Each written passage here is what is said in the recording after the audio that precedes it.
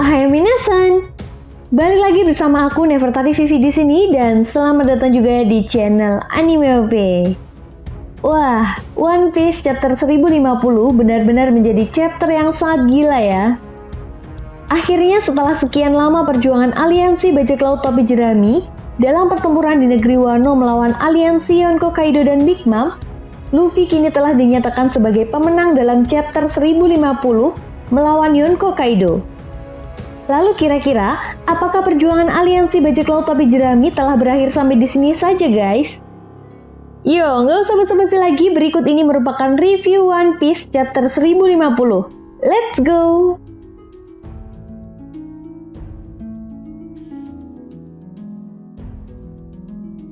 Nah, chapter 1050 kali ini diberi judul Glory atau Kehormatan.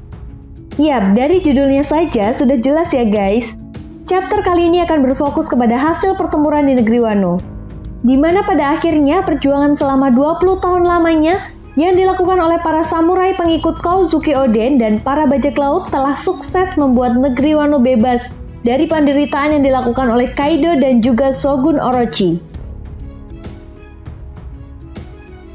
Oh iya guys, di chapter ini juga kita masih mendapatkan cover story yang masih mengisahkan keluarga Germa Double Six.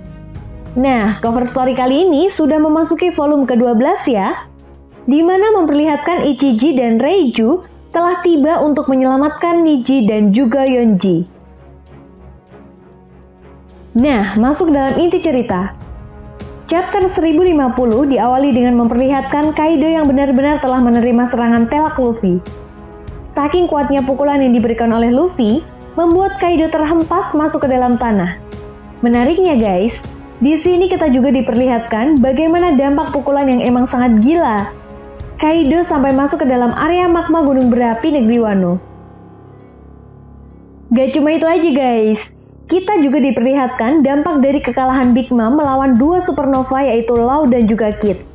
Ternyata Big Mom juga memiliki nasib yang sama dengan Kaido.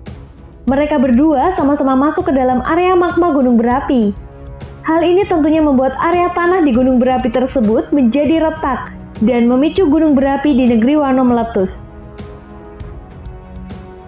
Lalu di sisi lain, Yamato yang telah menyadari bahwa Luffy telah kehabisan tenaganya dan mulai terjatuh dari ketinggian, segera berlari ke arah Luffy untuk mencoba menangkap dan menyelamatkannya.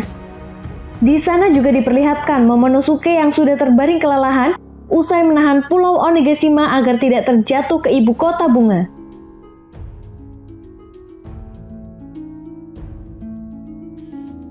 Kemudian scene pun berganti dan memperlihatkan para penduduk negeri Wano yang masih mengikuti festival api di ibu kota bunga. Di sini diperlihatkan Otoko dan Hitetsu sedang berbicara. Otoko mengatakan, "Paman Hitetsu, ayahku dulu adalah seorang yang hebat, tapi kenapa dia lebih memilih menyerahkan diri? Kenapa dia melakukan hal itu?" Hitetsu pun kemudian menjawab, "Tuan Yasu menyerahkan hidupnya untuk memberikan satu kesempatan terakhir pada negeri ini. Jika Tuan Yasu tidak melangkah pada saat itu, semua cahaya harapan yang dibuat selama 20 tahun ini akan sia-sia."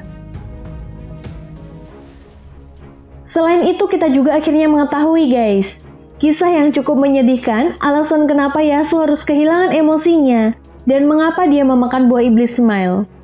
Hal tersebut karena Yasu merasa dia tidak bisa membiarkan Otoko tersenyum sendirian akibat buah iblis terlarang yaitu Smile. Ya, seperti yang kita tahu guys, Yasu merupakan mantan daimyo di salah satu wilayah Wano. Dalam kilas balik Kozuki Oden, sosok Yasu adalah karakter yang serius. Namun kemudian kita melihat bagaimana dia menjadi sosok yang ceria dan penuh tawa saat menjadi pahlawan bagi kaum miskin. Ternyata dia memiliki sebuah alasan yang cukup menyentuh untuk mau melakukan semua itu. Sementara itu dari kejauhan, Nekomamushi muncul untuk mengatakan bahwa aliansi bajak laut topi jerami telah memenangkan pertempuran di Onigashima. Nekomamushi juga berkata bahwa Tuan Momonosuke menggunakan wujud naga pinknya untuk mencegah Onigashima terjatuh ke ibu kota bunga. Sontak hal itu pun membuat para samurai terkejut mengetahui jika naga berwarna pink itu adalah wujud perubahan dari Momonosuke. Selain itu, panel juga memperlihatkan ekspresi para aliansi bajak laut topi jerami yang menyenangkan jika Luffy akan menang dalam pertempuran ini. Namun di tengah kegembiraan itu, Zoro masih belum sadarkan diri. Tentu hal ini pun membuat kita semua penasaran bagaimana nasib Zoro nantinya. Apakah Zoro benar-benar akan kehilangan nyawanya atau berhasil diselamatkan oleh Chopper? Sementara itu, momen yang cukup menarik dari chapter ini adalah tentang diskusi antara Momonosuke dan Zunisa terkait perbatasan negeri Wano. Momonosuke mengatakan kepada Zunisa bahwa dia akan membuka kembali perbatasan negeri Wano. Namun Momo menegaskan bahwa dia tidak akan membuka perbatasan tersebut untuk saat ini. Nah, mengetahui keinginan dari Momonosuke, Zunisa sendiri tidak membantah hal tersebut. Zunisa mengatakan, "Baiklah, akan kuikuti kehendakmu. Aku percaya dengan pertimbanganmu." Meskipun Momonosuke sendiri tidak memberitahu apa alasan dia menunda membuka perbatasan negeri Wano.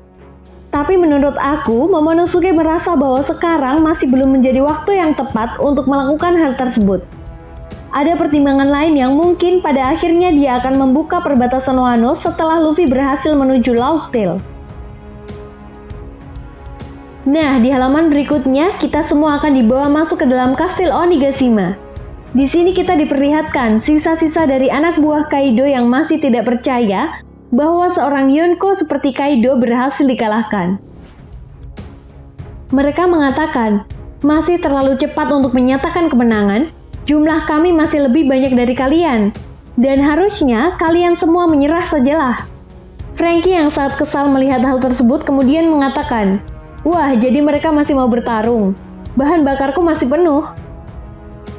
Namun tiba-tiba Yamato datang dan berteriak kepada para bawahan Kaido untuk segera mengakhiri pertempuran. Jika mereka masih mau melanjutkan pertempuran, maka Yamato akan maju untuk menghabisi mereka semua. Wah, tentunya momen ini mengingatkan kita semua pada akhir pertempuran di Marineford ya guys. Ketika kelompok bajak laut Shanks datang untuk menghentikan pertempuran. Di sisi lain ada sebuah panel yang memperlihatkan kolam magma bawah tanah. Di sini diperlihatkan Kaido sedang terombang-ambing dalam magma yang sangat panas. Tentunya jika Kaido benar-benar mati, ini menjadi sebuah kematian yang sangat epik yang memang diinginkan oleh Kaido. Sementara itu di tambang penjara Udon, mulai terasa sebuah gempa yang mengakibatkan gunung berapi meletus. Di sini juga diperlihatkan erupsi yang terjadi sangat dahsyat.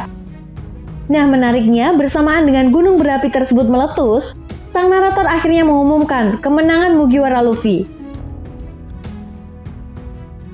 Di sisi lain, Momonosuke mulai terbang menuju ibu kota bunga, namun hal tersebut membuat para penduduk negeri Wano mulai panik.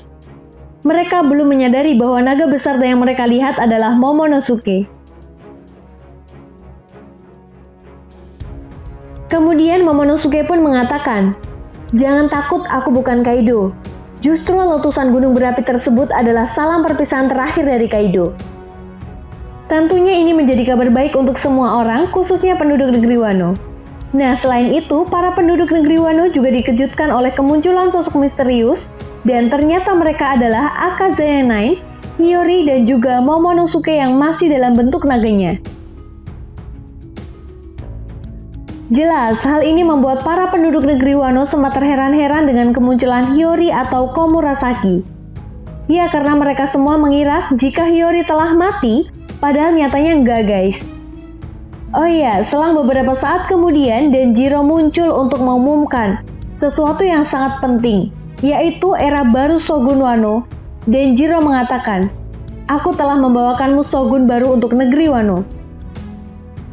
Namun sayangnya, Denjiro sendiri tidak memberitahu siapa yang kemudian akan menjadi pemimpin selanjutnya di negeri Wano.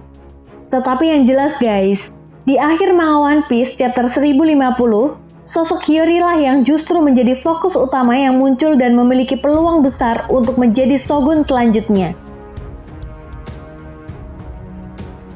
Kalau menurut kalian gimana nih guys? Siapa yang lebih cocok memimpin negeri Wano? Apakah Momonosuke atau adiknya yaitu Hiyori? Coba deh tulis pendapat kalian di kolom komentar ya. Oke, mungkin sampai di sini dulu ya guys. Aku nge-review One Piece chapter 1050 kali ini dan see you next time. Bye bye.